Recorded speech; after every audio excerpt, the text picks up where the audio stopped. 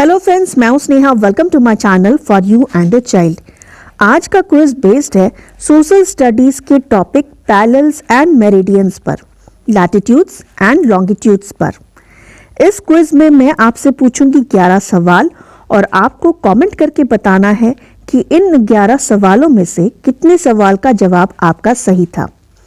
इस क्विज को सॉल्व करने के बाद आपका पैरेलल्स एंड मेरिडियंस का कॉन्सेप्ट काफी क्लियर हो जाएगा।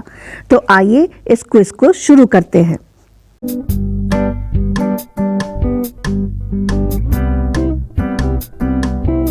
Question number 1, who proved that the earth is round?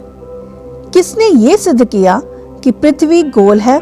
Vasco da Gama, Ferdinand Magellan, Gerardus Mercator, Christopher Columbus? Answer is Ferdinand Magellan. Question number 2, who was the first to publish Atlas? किसने पहली बार Atlas को प्रकाशित किया? Gerardus Mercator, Christopher Columbus, Vasco da Gama, Ferdinand Magellan? Answer is Gerardus Mercator. Question number 3, Which type of map shows countries and capital? वो map जिसमें देश और उनकी राजधानी को दिखाया जाता है उसे क्या कहते हैं? Physical map, political map, climatic map, economic map?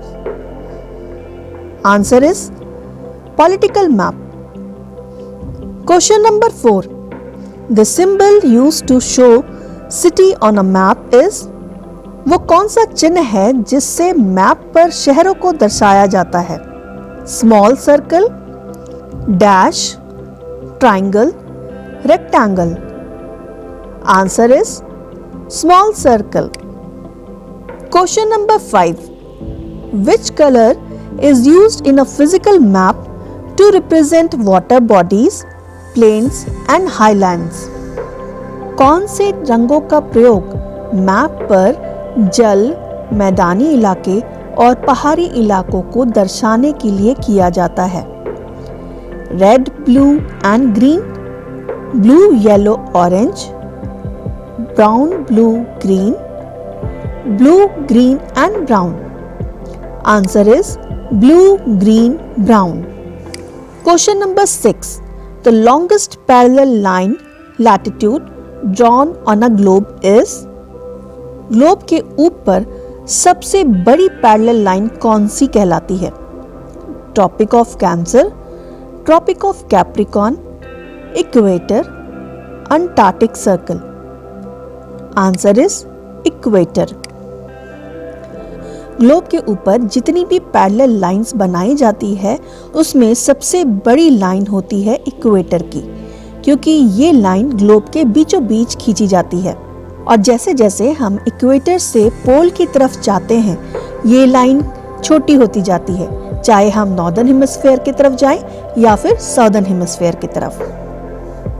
एक बात स्टूडेंट को ध्यान में रहनी चाहिए कि ये जो पैरेलल लाइन से अलग अलग लैटिट्यूड्स पर उसकी लेंथ अलग अलग होगी, लेकिन जो लॉन्गिट्यूड्स की लाइन है वो किसी भी डिग्री पर हो उसकी लेंथ एक ही होगी.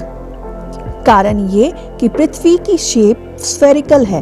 Question number 7, as we move away from the equator and towards the pole the length of the parallel decreases, increases, remains the same, increases, then decreases?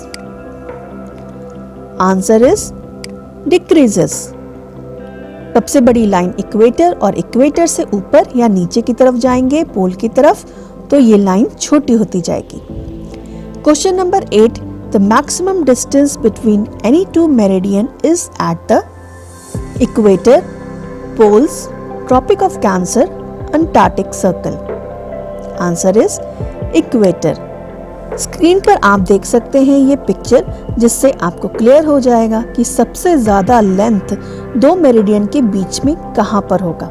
Equator की ओर, क्योंकि लाइंस जो खींची जाती है वो वर्टिकल ऊपर से नीचे और सारी लाइंस पोल्स पर जाकर मिल जाती हैं, इसलिए सबसे ज़्यादा डिस्टेंस होगा इक्वेटर पर, और जैसे जैसे हम ऊपर की तरफ या नीचे की तरफ पोल्स की साइड में जाएंगे तो ये डिस्टेंस दो मेरिडियन के बीच में घटता जाएगा। Question number 9, on a globe how many parallel lines are drawn in total including equator. Globe पर कितनी पैरेलल लाइंस इक्वेटर को मिलाकर होते हैं? 181, 360, 180 या फिर 90? Answer is 181।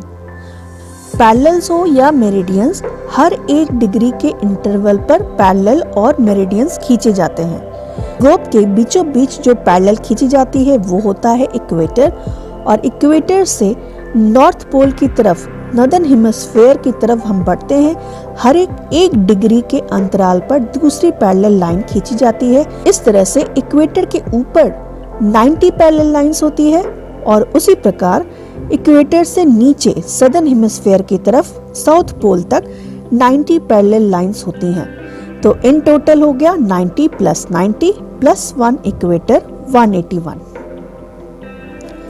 Question number 10, how many meridians in total are drawn on a globe.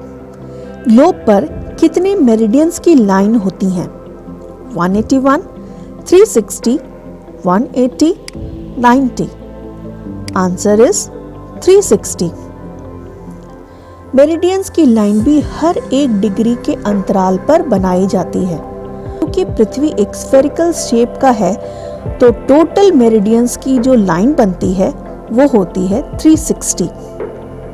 Question number 11, the prime meridian passes through a place called. Prime meridian की line कौन सी जगह से गुजरती है? Greenwich, London, Norwich, Greenland? ये सवाल आपके लिए है और इसका सही जवाब क्या है आपको कमेंट करके बताना है।